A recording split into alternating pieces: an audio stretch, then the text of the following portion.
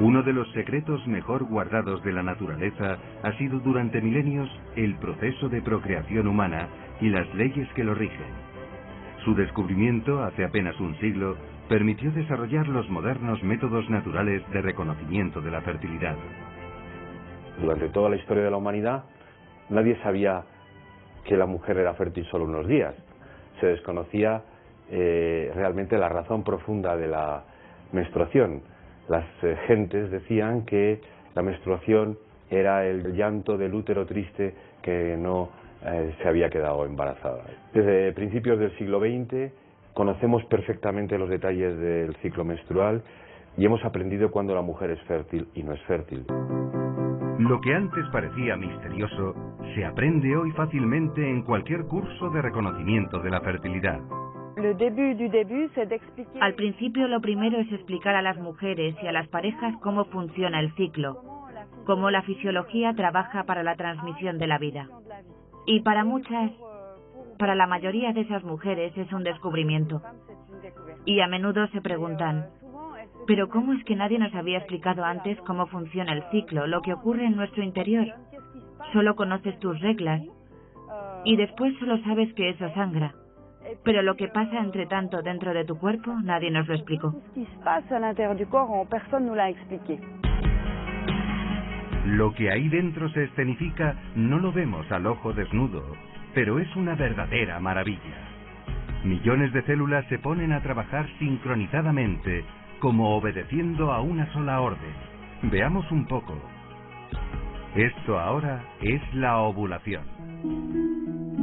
La ovulación es la liberación de un óvulo de uno de los ovarios. Suele ocurrir a la mitad del ciclo menstrual, pero el momento exacto puede variar. En preparación a la ovulación, el recubrimiento del útero o endometrio se ensancha. La glándula pituitaria del cerebro estimula a uno de los ovarios para que suelte un óvulo. La pared del folículo ovárico se rompe en la superficie del ovario. El óvulo es liberado.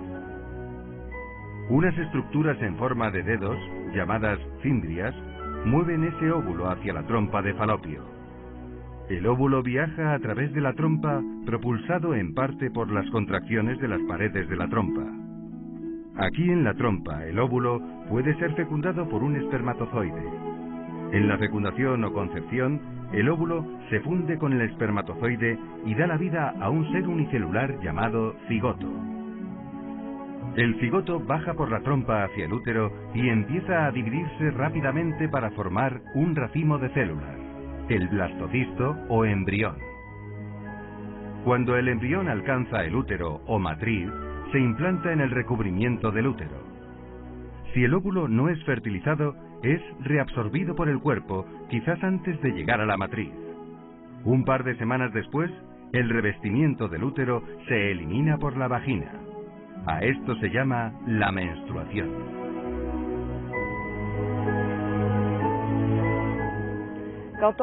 Cuando se les muestra todo el desarrollo del ciclo, ligado a la fisiología, cómo todo se va poniendo en su sitio, cómo todo concurre para llegar a esa transmisión de la vida, los hombres se quedan admirados y son los primeros defensores de eso que se desarrolla ahí. Y a menudo son los primeros que ya no quieren que sus esposas tomen la píldora y rompan todo eso y enduerman todo eso.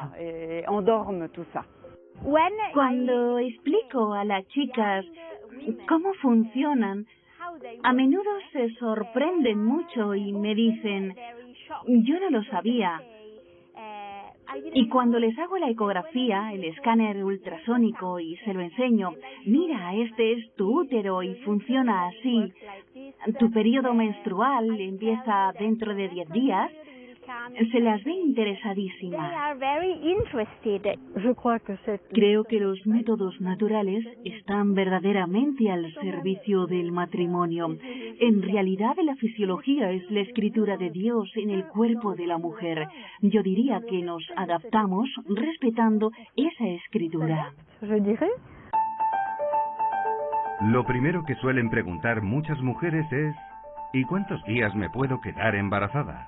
¿Cuándo una mujer puede quedar embarazada? No solamente el día de la ovulación, sino unos días antes por la capacitación espermática. Es decir, en el momento que el espermatozoide entra en las criptas cervicales, es alimentado, seleccionado y transportado. Y puede permanecer ahí hasta 5 días. Esto es importante porque la mujer tiene una ventana fértil que está basada en esa capacitación espermática. Eso es lo que se llama la ventana de fertilidad combinada. El óvulo vive 12 horas desde que se produce su liberación del folículo. El espermatozoide, 3 días, 4 días, más de 5 días, es muy difícil. Pues tendríamos que sumar los 5 días más las 12 horas. Tenemos 6 días máximo, en algunos casos mucho menos. Yo he visto en mujeres ventanas de fertilidad combinada de 3 días. 3 días, 4 días en cada ciclo. Es muy poco. O sea, cuando una mujer sepa con total seguridad sus 4 o 5 días de fertilidad, ¿quién se va a tomar 22 días de hormonas? No tiene sentido. Algunos llegan a decir que los ciclos son tan variables como el tiempo. Quizás un poco más complicado porque mientras en la meteorología hasta cierto punto vemos, ahí en la ovulación cuando se ha producido no vemos, a menos que tengamos en casa cada día el aparato para hacer ecografías o bien nos hagamos diariamente la prueba de sangre. La clave es, pues, detectar la ovulación. Por fortuna disponemos de varios indicadores fiables, menos costosos que la ecografía o el análisis sanguíneo. La naturaleza ha regalado a la mujer algo con lo cual no necesita comprar nada para descubrir su propia fertilidad. Ella puede observar su moco cervical y saber cuándo es fértil. La ovulación es fácil conocerla.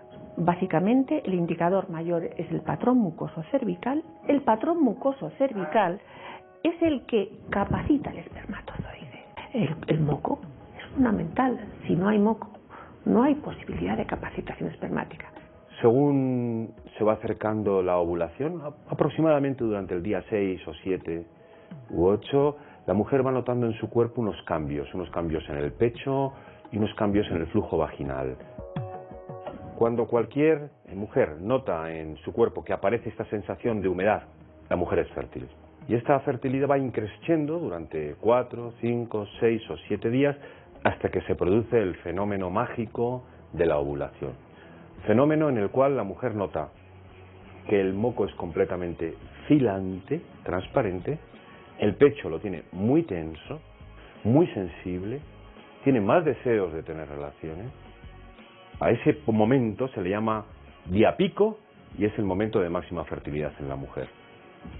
Después de ese momento y que se ha expulsado el óvulo, todo se modifica, todo cambia y el moco se torna absolutamente hostil, no puede ser penetrado por los espermatozoides, sube la progesterona, el pecho se hincha más, la mujer nota un poquito más de sequedad si cabe y la mujer se torna infértil completamente hasta la próxima regla. El segundo indicador, por su importancia, por su sencillez, es la temperatura. A ovulación sucedida, la temperatura de la mujer sube y se mantiene en la fase posovulatoria que tiene una duración media de 10 a 16 días. El método basado en el moco es el llamado de la ovulación o método Billings.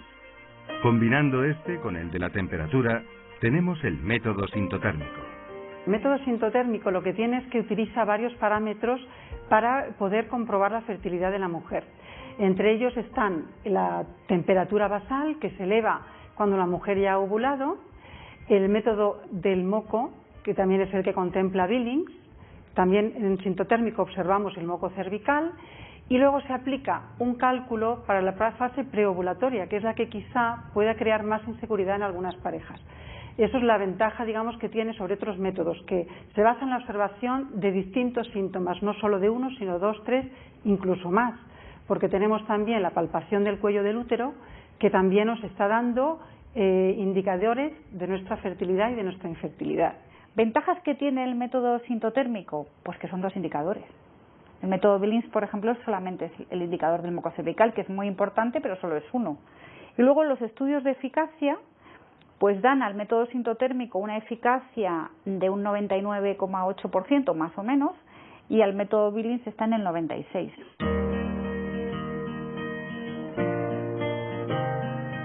¿Pero es esa una regla general para elegir uno u otro método? Depende un poco de dónde vive la mujer y qué clase de vida lleva, porque conozco lugares como África donde el método Billings puede ser suficiente si la mujer no tiene estrés y si lleva un modo de vida tranquilo. Pero pienso que las mujeres que viven en la sociedad occidental, que sufren mucho estrés y diversas presiones en sus vidas, podrían tener un método más fiable con el método sintotérmico. Existen también otros indicadores. Está el del calendario o de los ritmos, que cuenta la duración del ciclo y usa una fórmula sencilla para indicar el principio y el fin de la fertilidad. Y tenemos además los monitores hormonales de fertilidad, que utilizan aparatos electrónicos para medir las hormonas reproductivas en la orina. Ahí la mujer va a ir metiendo sus muestras de orina cuando el aparato se lo pida y va a ir detectando la subida de la hormona luteínica, que es la responsable de la ovulación. A medida que esta hormona va a ir subiendo de concentración en el cuerpo, el aparato va a ir avisando a la mujer, de manera que los días que aparezca una luz verde, para la mujer le va a indicar que está en un momento infértil. Cuando la luz aparece roja, significa que esta hormona está aumentando de concentraciones, porque están los días cercanos a la ovulación. Cuando combinamos las hormonas urinarias con los gráficos, nos hacemos una idea mejor de cuáles son los tiempos fértiles e infértiles de la mujer en el matrimonio. Esto es muy especial comparado con el simple indicador del moco, porque las hormonas urinarias son una señal secundaria de ovulación. Y los monitores personales cada vez se fabrican con más capacidad de diagnóstico, más fina, pero realmente sí que pienso que el conocer método Billings, o sea, el no depender de una máquina, es mucho más útil que el estar sujeto nada más al monitor personal. El recurso a la abstinencia periódica en los métodos naturales no tiene problemas éticos desde una visión integral de la sexualidad, pues respeta la naturaleza del acto conyugal. La moral cristiana va un paso más allá y pide a los cónyuges guiarse por criterios de paternidad responsable y no por motivos egoístas o hedonistas. Los métodos naturales no son el control de la natalidad católico. Respetan el cuerpo de la mujer y su modo natural de funcionar. Pero además son una mentalidad completamente diferente respecto a los hijos, pues pueden ser usados igualmente para procurar la fertilidad en mujeres con dificultades, o pueden usarse si hay motivos suficientemente serios para abstenerse de relaciones en los tiempos fértiles a fin de evitar el embarazo.